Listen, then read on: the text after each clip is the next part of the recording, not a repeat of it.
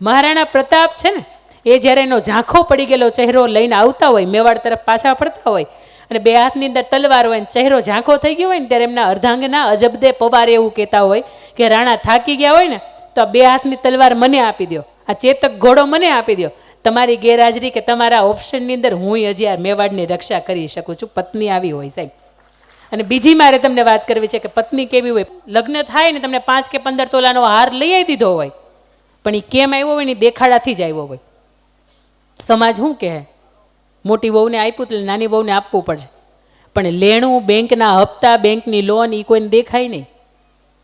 એવી રીતે આપ્યું હોય, 5 વર્ષે ભેગા ન થાય એટલે એ પત્નીને સામેથી એમ થવું જોઈએ કે આલ્યો આ સાચું ઘરેણું, આ નથી સાચું ઘરેણું, તમે જીવો ને એ છે.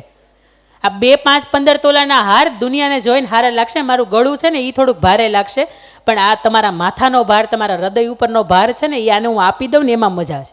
અને કેટલી બહેનો મેં સાહેબ એવી જોઈ છે કે એણે પોતાના અંગ ઉપરના ઘરેણા છે ને ઉતારીને એટલા માટે આપી દીધા છે કે એના પતિના માથા ઉપર, બોજ ઉપર ભાર ન લાગે. આવી પત્ની તમારે મારે એક કુટુંબની અંદર હોય ને તો ગર્વ કરી શકાય કે નહીં, આવી સ્ત્રી હોય ને તો એ ઘર ઉજળું હોય.